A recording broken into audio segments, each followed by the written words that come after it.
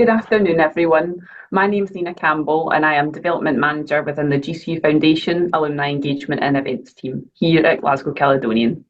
It's a pleasure to welcome you to this Alumni Online Talk, where we have the honour of hearing from our distinguished host, speaker, Abby Derry, a New York Times and international best-selling author. Abby is the author of The Girl with the Louding Voice, a powerful and inspiring novel that tells the story of a Nigerian girl who dreams of getting an education and finding her voice in a world that tries to silence her.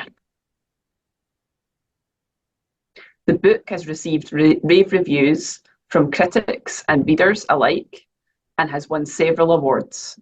It has also been translated into over 20 languages and is being taught in schools and institutions around the world. But Abby is not just a talented writer. She is also a passionate coach, teacher, and philanthropist. She enjoys helping busy professionals achieve their goals and find balance in their lives. She also loves teaching and inspiring young writers to pursue their dreams.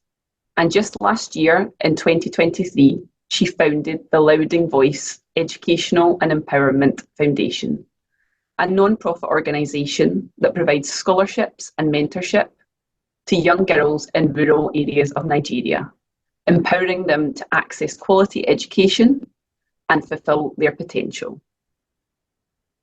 Abby's story is a remarkable example of how perseverance, hard work, and imagination can transform your life and make a positive impact on others. So without further ado, it is my absolute pleasure to invite Abby to deliver this afternoon's talk. Thank you, Abby. Thank you, Nina. It's such an amazing thing to be here. Thank you so much. Thank you all for joining. I thought to start this by telling my story. I mean, that's why I'm here. But I'm hoping that you just don't take my story as a story, but also as sort of a pointer towards what could potentially happen, the endless possibilities of the future.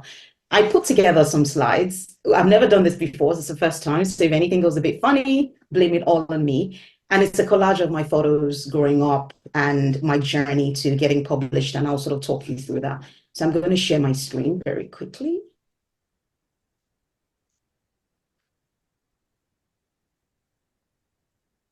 How's that? Can you see that? Just close that. Right, okay. Right. So yes, my name is Abby Derry. I was born in Lagos, Nigeria, and that's going to be funny now. Okay, there we go.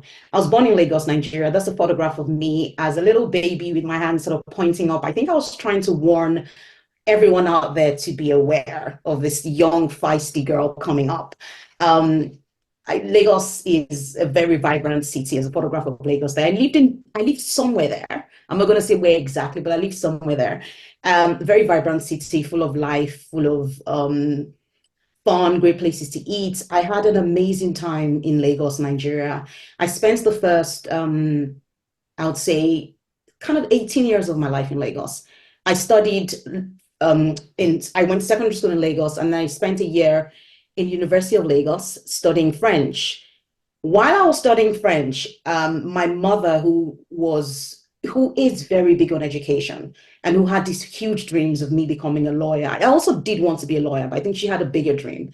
Any African listening to this will probably understand that there are a few professions that Africans want their children to become. Back then, it has changed a bit now, law, accounting, medicine, and one or two others. So my mother's dream was for me to be a lawyer. And I thought, okay, why not? Because I love to talk. But I got admitted to study French in University of Lagos. And I was struggling with that. And so one summer, my mother said to me that we were coming to the United Kingdom on holiday, which was a regular practice of my mom at the time. So every summer I would come to the UK. So there wasn't anything different with what she said. I thought it was an usual summer holiday. But I got to the UK and I found out that my mother had enrolled me at University of Wolverhampton. So she had, behind my back, gone ahead and secured my admission, and I started studying law. And so I didn't say goodbye to my friends, which was quite it was quite sad for me at the time and also quite shocking, but I adapted back quite quickly and I started to study law. Now, because of the transition, the abrupt transition from Lagos, University of Lagos, into the UK, I turned my desire to express my feelings of, I would say, surprise and shock into blogging at the time. So blogging was a new thing. So this is 2001. So it was blogger.com at the time. And I began to blog about my experiences as an immigrant, as a student. And for some reason, that blog became a huge hit. People began to read my blog. Parents that were looking to send their children abroad began to read my blog for guidance and understanding as to whether the United Kingdom was a conducive place to send their students. Now that scared me. So if you're listening to this, sometimes we do things and the success scares you out of it. I was scared by the success of my blog because I think it was when I got a request to be interviewed in a magazine in South Africa, and they wanted to interview me and take photos and all that. I was like, I can't do this. I didn't understand what that was about. So I stopped blogging. And thought to turn my attention to do something else. So around the time came the opportunity to study at Glasgow Caledonian University. Then I decided to do my master's degree in international project management. I spent a year in Glasgow. I found my transcript and I thought to share that. My results are hidden. Trust me, I did quite well, but I'm hiding my results for data privacy reasons. I spent a year at Glasgow Caledonian University, studying international project management. There I graduated as the best performing student on my MSc course, and I got £200, which was incredible. Then it was like £200,000 to me as this, broke student. That was, I think, an amazing thing for me as a student, as an immigrant, as a Black woman in Glasgow. First of all, I had an amazing time. I had wonderful friends in Glasgow. The people of Glasgow remain some of the friendliest people I've ever met. But getting that award was, I think, one of the first few things that made me realize that I can actually achieve anything. I mean, coming here to do this course and getting that. So I got my first job on the back of that at the BT in Edinburgh. So I moved over to Edinburgh from Glasgow, which is an hour away. I believe I actually lived in Glasgow for a bit and I was commuting to Edinburgh. And while I was there, I continued to write fiction a little bit. I continued to write fiction, moved back to the UK. Now, I must say that when I was blogging about my life. So it was not fiction. It wasn't sort of from my imagination. It was about my life, my experience as a young woman. But when I stepped away from blogging, I turned into writing novels. So I was writing short stories and novels while at the same time I was working. I worked at BP, Virgin Atlantic, Hewlett-Packard, Informa, so many top companies, building my career within the 9 to 5 in project management, but while writing fiction. Now, you see these 3 X's here. I'll tell you about them and why I have them there. So while I was writing fiction, I thought I had this distant dream. I said to myself, what if I get published? What if something happens and I get published? What if my book, these books that I've been writing, gets the attention of publishers internationally? So I thought to send out my manuscript at the time. So, your manuscript is what you work on, a piece of your work. So I sent that out and I got my first rejection. That's a big X. And then I got another rejection, another X, and I got another rejection. And each time I got a rejection, I would feel so frustrated and I'll feel quite like I couldn't understand how people, my family, now I realize the family will tell you whatever you want to hear, but my family would say to me how amazing my writing was. But then I'll send it out to try and get published and it'll get rejected. And that carried on and carried on and carried on. And that really frustrated me, but I didn't stop. I didn't give up on my goals. Sometime in 2000, and I think it was 4 years ago, so 2008 to about 2015, 16, I decided to do another master's degree in creative writing.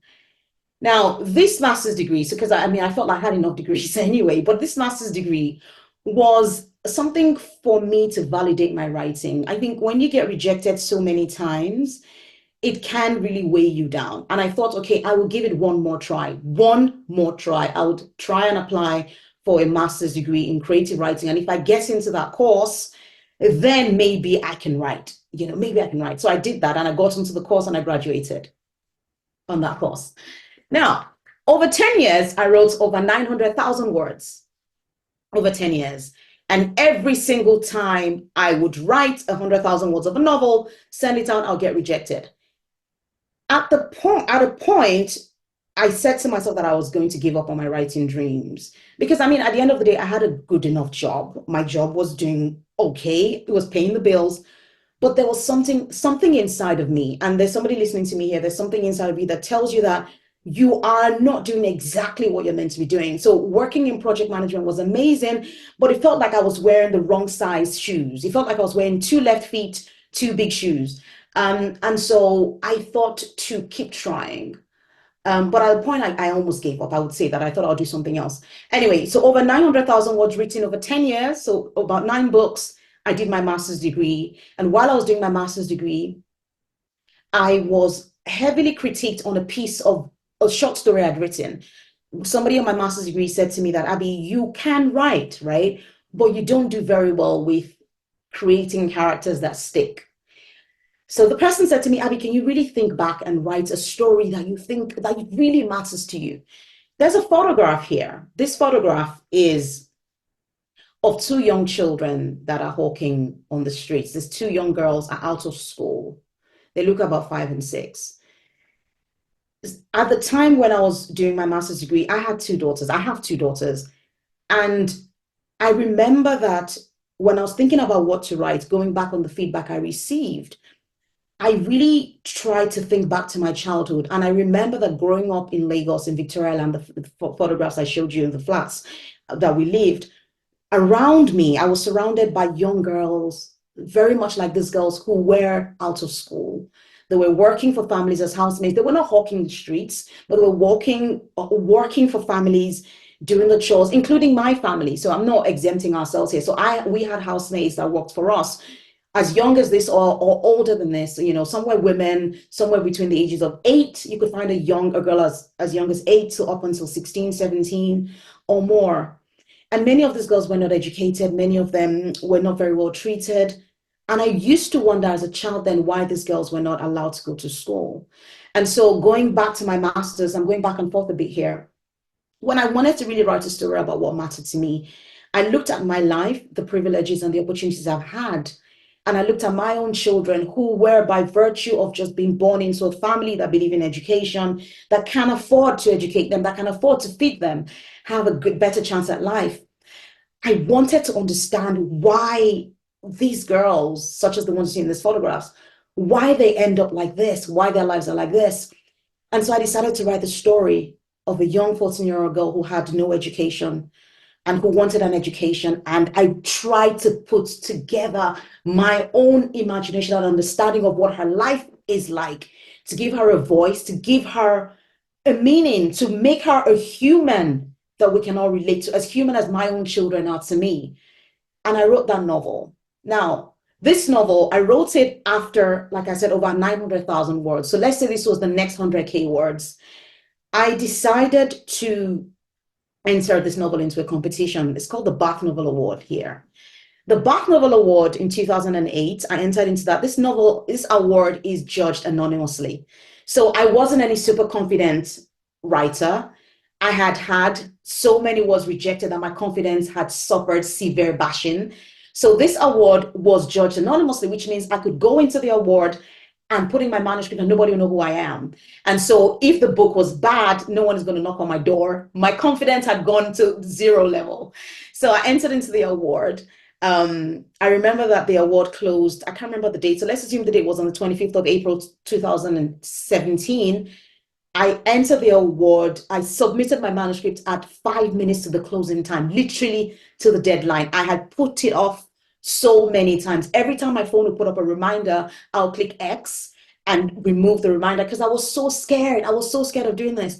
So I put in my manuscript, clicked send, forgot about it. A few months later, I'm at work in a meeting and I get an email saying I've been longlisted. I was like, okay, not bad. So I thought, okay, it's longlist, 16 people longlisted out of 1,700 people that entered in. What are the odds? Of course, Abby's not going to win this. How on earth is she going to win this? And then I'm in Lagos, another sort of a month later, I'm in Lagos with my mother. That's a photograph of my mom in a hotel. And I get another email saying I've been shortlisted. So top 5. I'm like, oh my gosh, this is getting real. And so I was asked to quickly send in the entire manuscript. At the time, I remember I had a flight to catch back into the UK. I was sitting down in the hotel, typing away, making edits, and just praying so hard that I'll win this. I'll win this. Of course, I won it. So that's a photograph of me and my agent there. I won the award. My mom flew over from Nigeria. She's there on the phone calling everyone on earth to say my daughter won. And so winning that award was what changed my life. The Bach Novel Award really changed my life because by virtue of being number one out of 1,700 across all the countries in the world, meant that the publishers that had not heard of me before were suddenly listening. And so I got my first book published, The Girl with a Louding Voice. And it was this story that came from my childhood that I've been carrying all my life. I didn't realize I've been carrying this story all my life. And since being published, I've had so many amazing things happen to me. I was trying to pull together some of the wonderful things, and it was so hard to do that. But I'll talk a bit about some of the things that have happened. I've had, my book translated into over 22 languages now and counting, which means, and it's interesting because, of course, The Girl with the Louding Voice is written in non-standard English, or what you call broken English, and to see it in German, to see it in Chinese, to see it in Turkish is incredible. I had a New York Times feature of myself, talking about my book, A Housemaid's Tale in Broken English. The Girl with the Louding Voice has had over 150,000 ratings, was a Goodreads Choice Award nominee for Best Fiction in 2020. The United Kingdom, it was a word of mouth hit, and continues to be so. And, one of the highlights was appearing on the Today Show in the United States, speaking to Jenna Bush Hager about my book. And now, what am I doing now? Oh, wow. Actually, I actually had a wonderful opportunity to fly over to Harvard to speak to them on writing. So I gave a keynote speech, and I taught a masterclass on writing to entrepreneurs. And now I do what I love to do, which is I coach writers, I speak, I write. I have a new novel coming out in 2024. And last year, towards the end of last year, I finally achieved this wonderful dream of creating my own foundation, giving back and helping young girls, the girls that I've written about, the girls I continue to write about, the girls I continue to advocate for, giving them an opportunity to write their own books, because I will be teaching them writing as much as I can, but also taking them off the streets and paying for their education and empowering them and making them realize that regardless of your background, where you've come from, you have a dream and your dream is valid and you should pursue that dream. And so that's a very quick sort of tour of my journey. And I thought to end up with this quote, which is, giving up is the only sure way to fail. Because if I had given up despite all the rejections I had, I would not be sitting here talking to you today. And that's my story.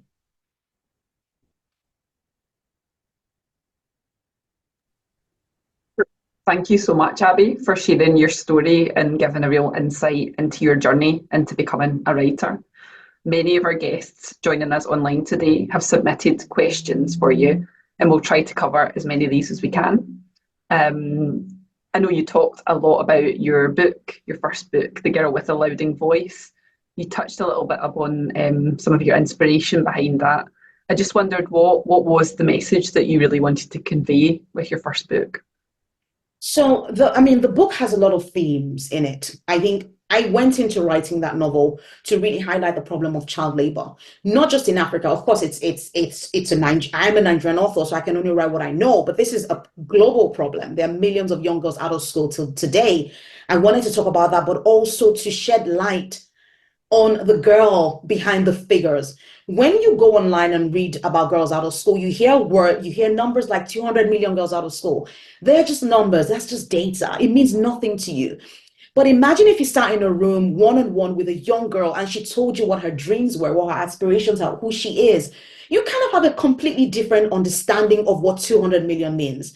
You take that girl and you think, I multiply you by 200 million. That's an insane amount of young children, young girls out of school. So by writing The Girl with the Louding Voice, I wanted to give that girl a voice. one of 200 million. Give her a voice, dreams, hopes, and aspirations, so that the next time you come across an opportunity to give to charity, you have an idea of who that girl is. You realize that you're not just giving £10 away to an abstract person, you're giving it to a girl whose life can be changed. So that's what I wanted to do. But the book also talks about so many things. There's so many themes around empowerment, about not giving up on your dreams in many ways. Even though we're of different backgrounds, I have an education and all that, but I also had a dream of getting published. Aduni has a dream of getting educated. The thousands of people that have read my novels that have read my book have said to me, some said she had a dream of passing her driving test, and she read my book and she thought, I'm not gonna give up on passing my driving test. So it's really a book also about, resilience and not giving up on what you truly believe is yours. Fantastic. I'm sure you're inspiring a lot of people with what you've written. Before we delve into some of the other questions that have been pre-submitted, I just wanted to say we would also welcome if anyone joining us live online just now has any questions that they'd like to submit and share with us. Next, I wanted to ask, how do you balance your writing career with your other professional and personal commitments? So my writing comes first, and it's interesting because there's a lot that comes with this career, but I tried very hard to carve out time for my writing. So Monday to Friday, I'm working at my writing desk, and it's me, making sure that I hit my word count. Once I've hit my word count, then everything else follows. So the speaking engagements, the coaching and mentoring follows through. And I think it's okay now. I mean, when I was working 9 to 5 full time, it was manic. It was insane. It got to a point where at work, my boss would be like, Abby, you need to literally think about are you going to work part time now? Because it just became too much. So it's a lot easier now because I'm able to balance my time around the commitments that I have. Brilliant. You touched a little bit upon rejection and some of the kind of criticism that you'd got and how you'd channeled that so positively, and you'd really looked into how you created your characters and what you kind of drew upon as your inspiration. I just wondered, how do you deal with feedback, criticism and rejection as a writer? I'm aware that's something that a lot of us face in day-to-day lives, but just drawing upon your own experience. Absolutely. Thank you for that question. It's a great question because I have, as I said, I have first-hand experience of that. But what I did not talk about is what I'll tell you now. When I started to get my rejections, I got to a point where I remember saying to my husband, I said, I'm giving up on my writing dreams. I'm going to start selling shoes. And he was like, right, Abby, does that make any sense? I said, I really want to sell shoes. So I got a pair of shoes, and I think I bought about 30 pairs of shoes, and they were all size 4. And that's when it hit me that the whole world doesn't wear size 4. So I realized that was the wrong business. And so I thought, okay, you know what? This keeps calling me back to it. So the first thing I'll say about rejection is be sure that it's actually really what is yours, like what you truly believe is yours, because that's what that passion will continue to drive you to go back to it. So when I went back to writing after giving up on the selling shoes thing, because obviously it was a fail from the start, I went online and I went to type out a list of all the writers that had been rejected. So the top writers, J.K. Rowling, John Grisham, Stephen King, all the writers that had been rejected. I wrote a whole list of them. And I wrote the amount of times they were rejected next to each of them. And I put it in front of me, in front of my writing desk, so that every time I got a rejection, I'll go, okay, J.K. Rowling had 60 rejections. Abby, you've only had 2. You're not doing too bad. And I did that, and I kept on doing that. Every time I'll get a rejection from an agent, I would look at the numbers and go, well, J.K. Rowling is still way ahead of me in this game, so you're doing well. All of this to say, listen, rejection is not personal. It's got nothing to do with your abilities as an individual or who you are as a person. You just take that as a stepping stone to the next thing to improve yourself. I say to people that you will get to a point in your career, in your writing, in your whatever it is you're chasing, that you will become irresistible. The people that rejected you will come back and go, hey, can you remember when we rejected you? Want to have you back. So, for me, it's really just that. It's really just looking around you and seeing and realizing that failure is universal.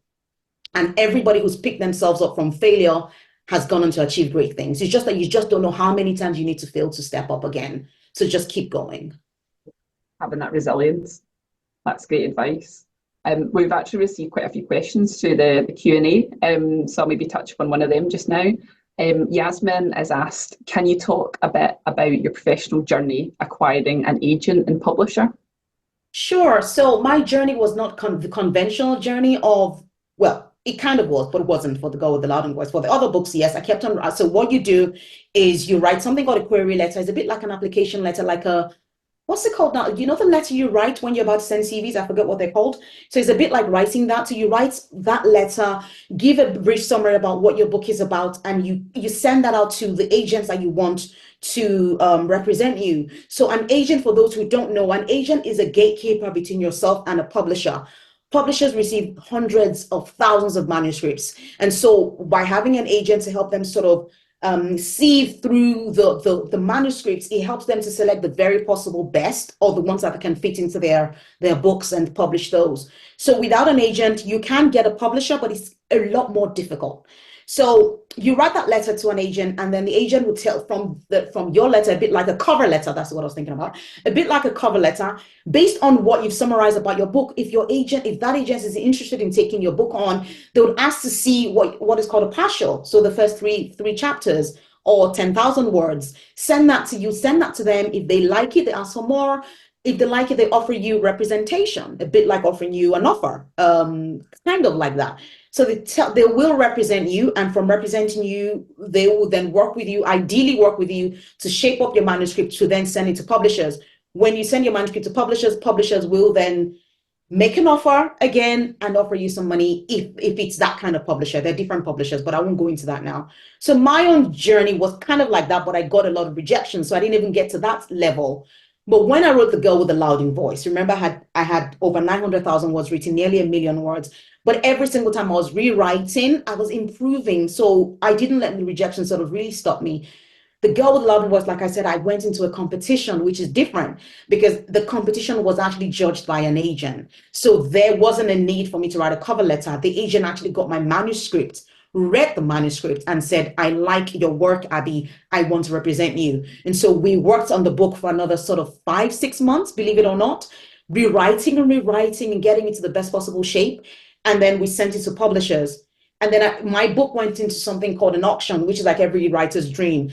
An auction is where one, two, or more publishers are saying, we want you. We really want to publish you. And then you get to choose, which is amazing. So I got an opportunity to interview them, as it were, and just say, what are your plans for my book?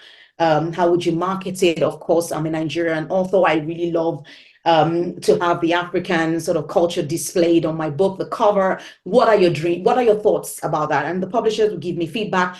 And so I kind of picked the best for me at the time, and they then published it. So that was my journey, but it might be different for you. I think what matters is actually writing the best possible book that you can write, and everything else is out of your control. The only thing within your control is the story that you write.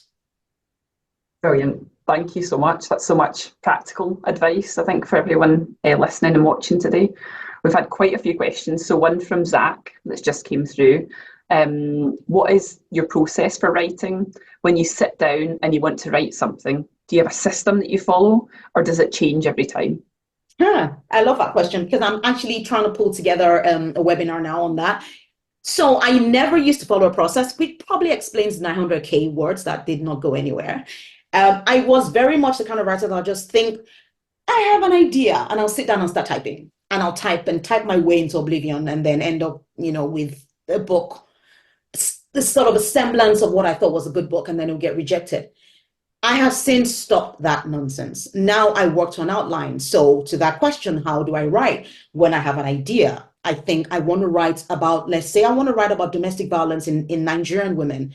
The first thing I think about is I need to have a character. And I think, okay, I need to have a character. I give the character a name that can change. Then I sit down and I start to plan and map out that character journey. That map is called an outline. My outline is quite extensive.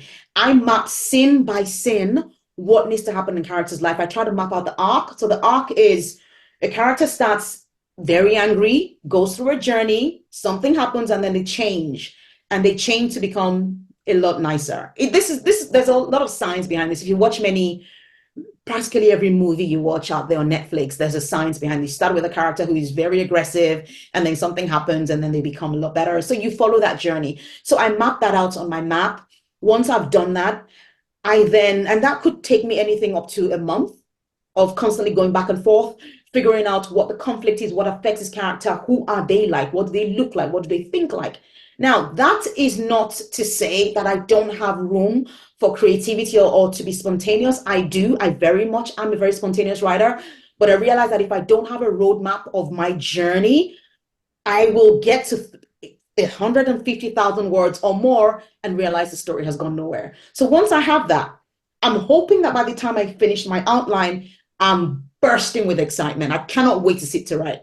And then I sit down every single day and I write. I have a word count that I try to meet every day. If my word count for that particular book is 2,000 words a day, I do not get up from my desk until I've hit my 2,000 words. And I do not edit those words at all until I reach a point where maybe I'm like sort of 10,000 words in. Then I go back and start working on it and editing it. So that's what I do. And I do that. And it's really rinse and repeat, rinse and repeat, rinse and repeat until I have a book I'm happy with. Another questions came in from Jill. She asks, have you had a mentor or a person that's inspired you and encouraged you to keep following your passion? I do have mentors that don't know who I am. So I say that to people as well, that look, your mentors don't need to know who you are. They, find anybody who's out there who's doing amazing things and follow their journey. It's so easy to follow journeys these days on social media.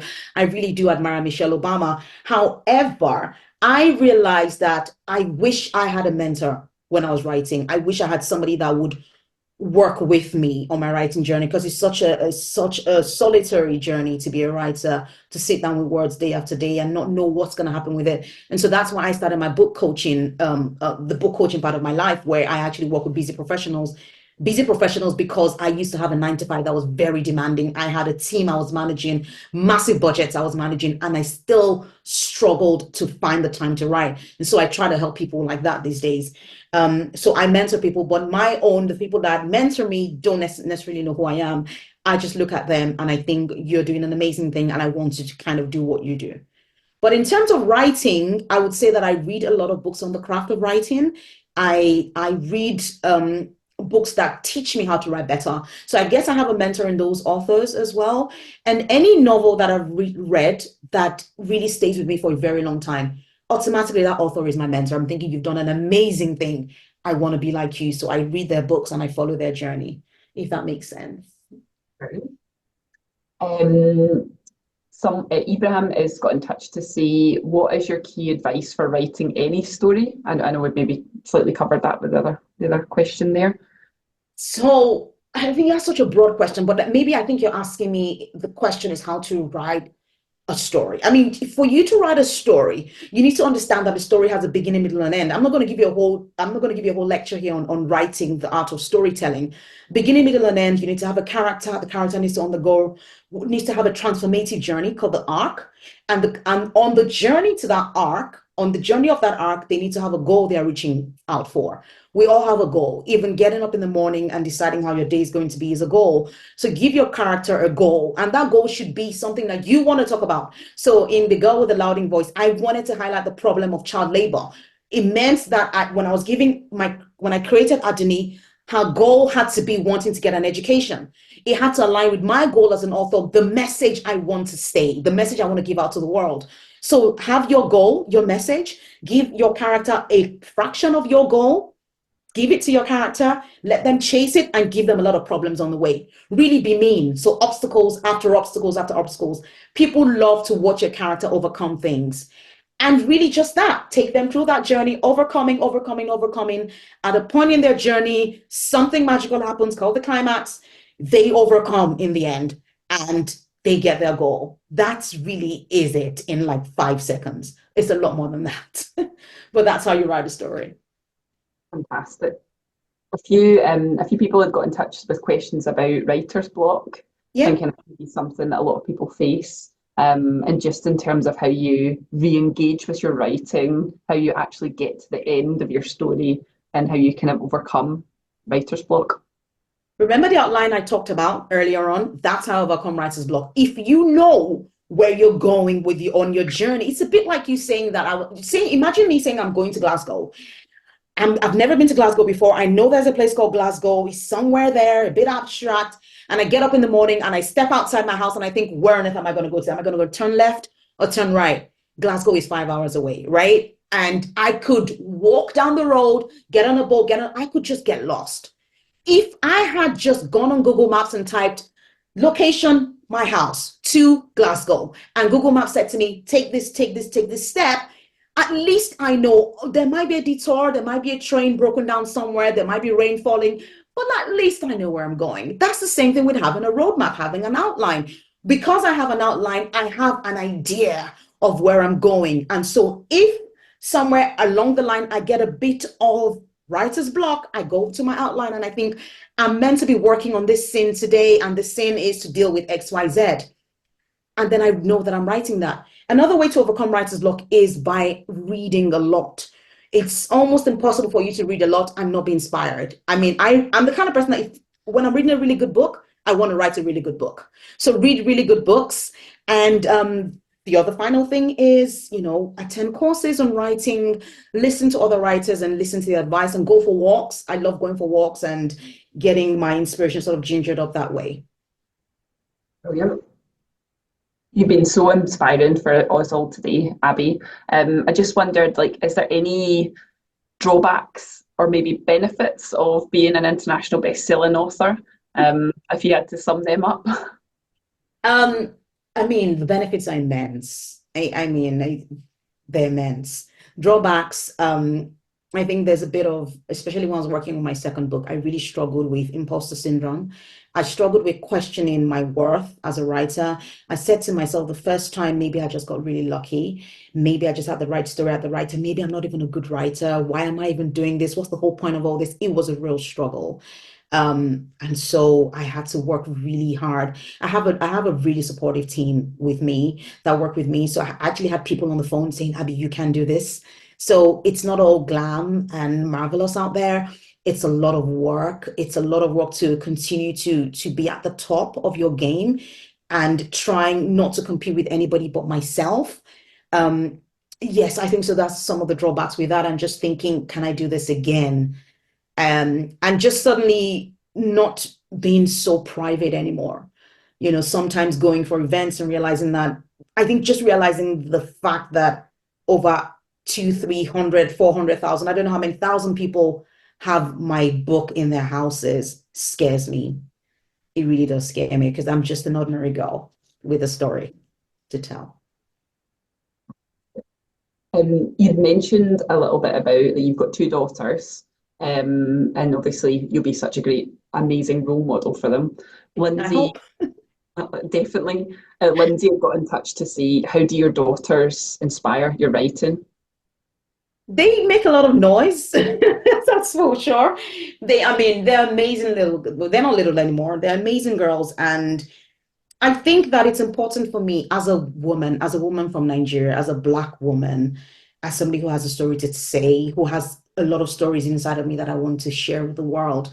It's important for me to be the best I can be for them so that they understand that whatever it is they've set their hearts to do, that they can actually achieve it. And that every single one of them, well, there are two, I make it sound like there are 500, but every single one of them has this gift in their hands.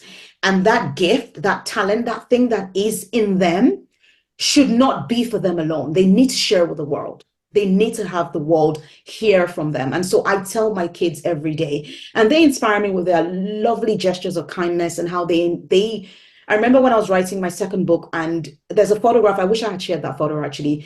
So I was at the point where I just had enough of that book. It's coming out in August 2024 and it's available for pre-order now. But I'd reached the point where I could not go any further with that book. I had given it my best. I followed my plan and everything, and I was so frustrated. So I sat down in my living room and I put my head on the couch and I was just like that.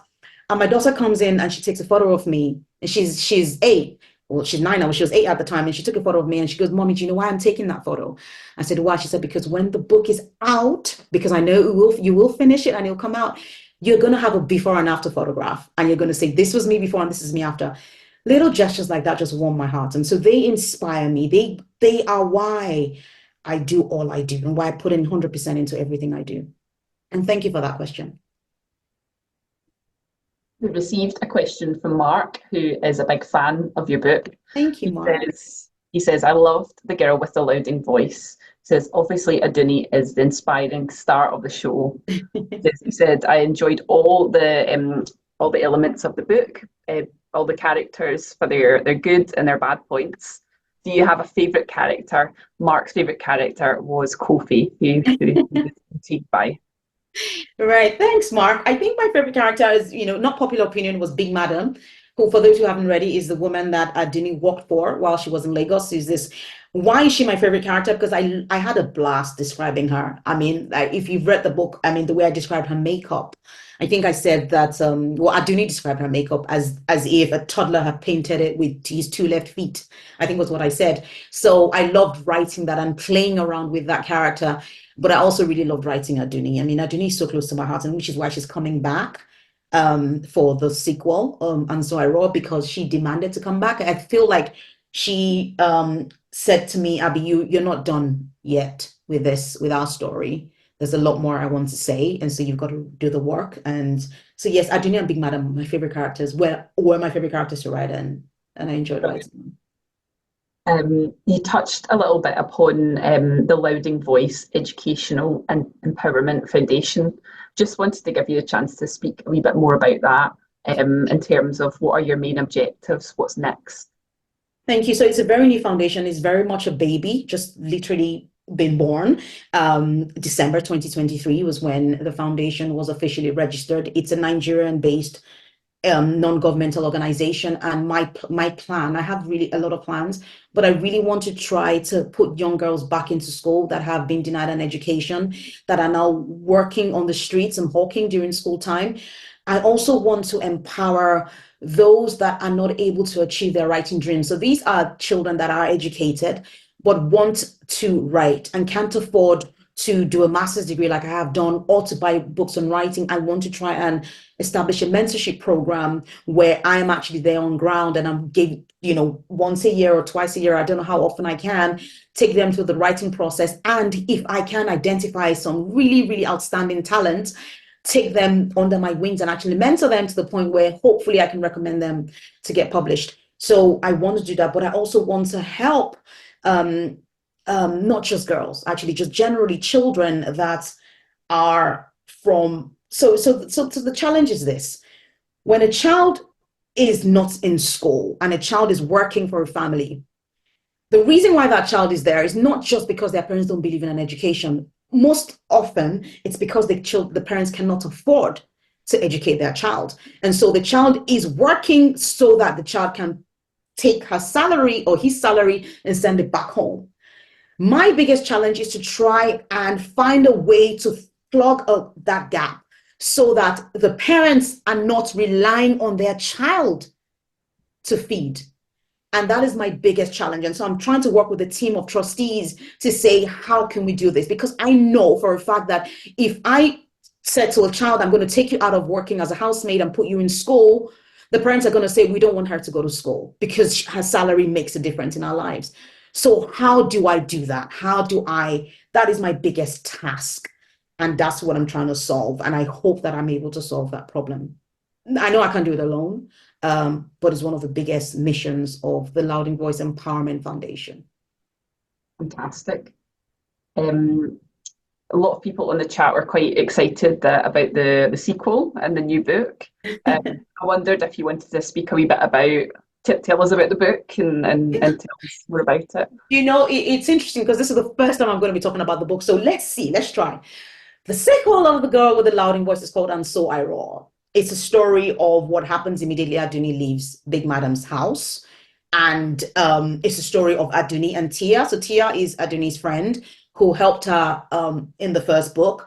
Tia is an educated woman, Aduni is semi-illiterate, and both of them must join forces together to go back to Aduni's village and fight against the opposing forces, and not just rescue Aduni's, not just save Aduni's life, but also save girls that they meet in the village. His life is also an opportunity for Tia to, there's been a discovery about her past that she needs to try to, what's the word? She needs to try and unravel that discovery and hope that it doesn't mess up a marriage. Now, this all sounds like jumble because I have not rehearsed it. So the next call I'm going to go and I'm going to go, I'm going to know what to say. But yeah, it's a really good book, if I must say so myself. And I hope that you really enjoyed when you read it. It has a journey, it has all her funny stuff, but it also is quite heartbreaking. And I cried writing it, and some of my early readers have cried reading it. So I think you will enjoy reading this book. Fantastic. Just got a few more questions before we wrap up.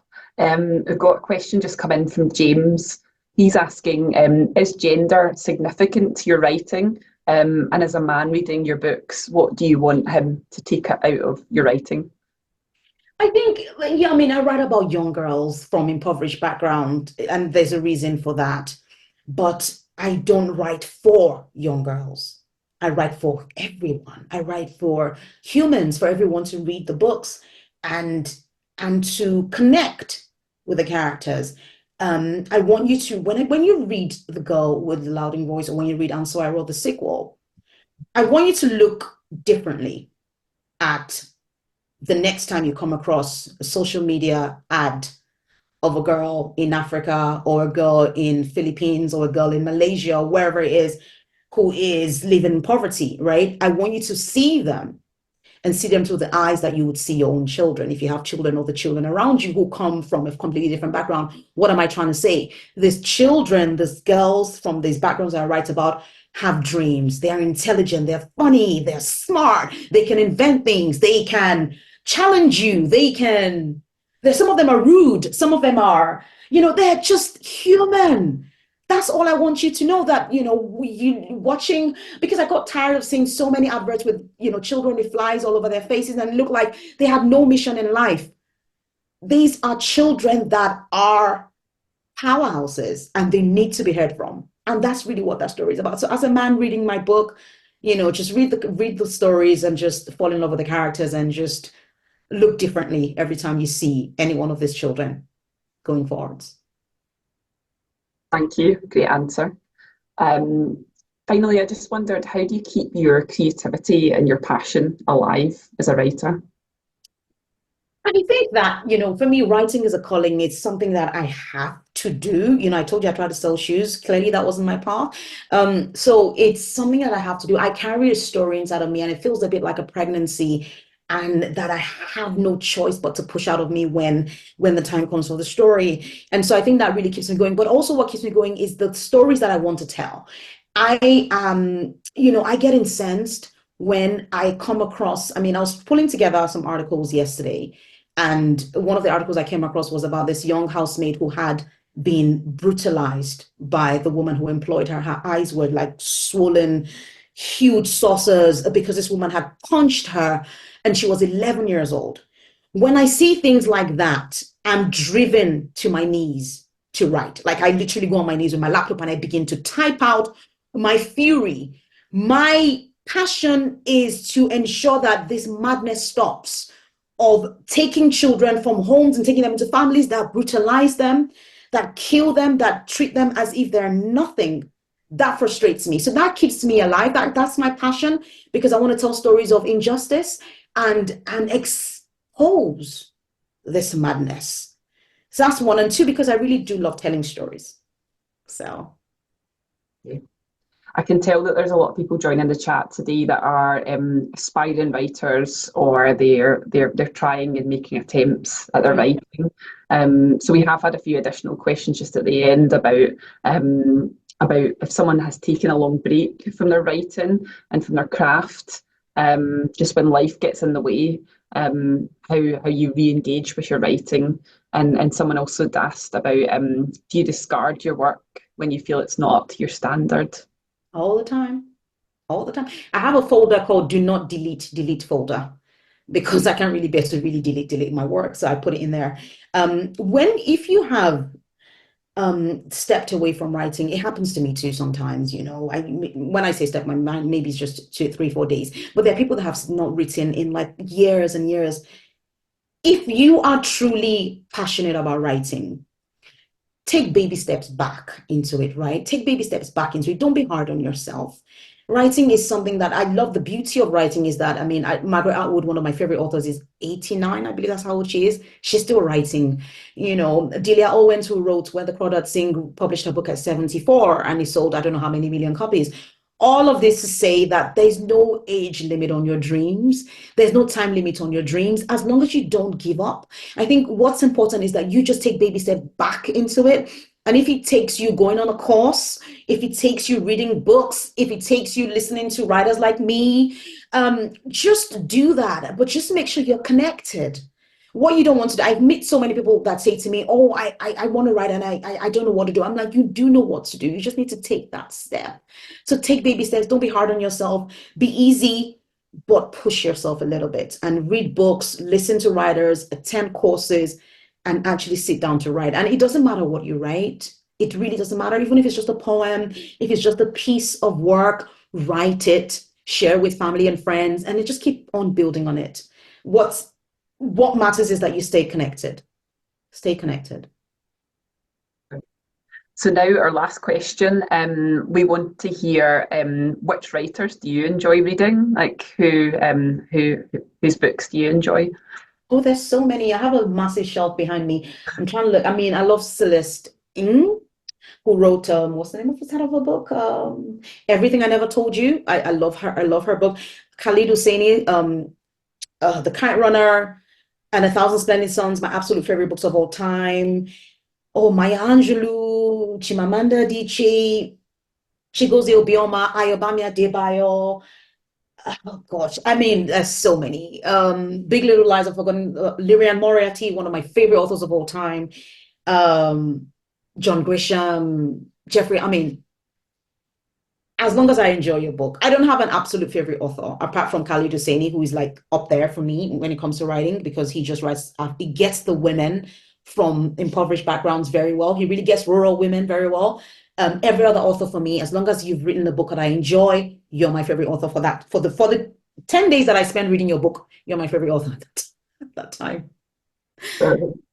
We've had so many positive comments from everyone joining the chat.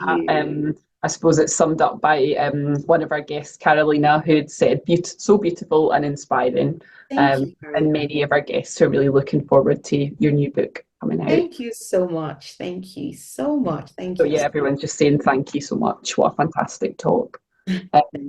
So thank you so much, Abby. On behalf of everyone at Glasgow Caledonian University, for your time, thank you.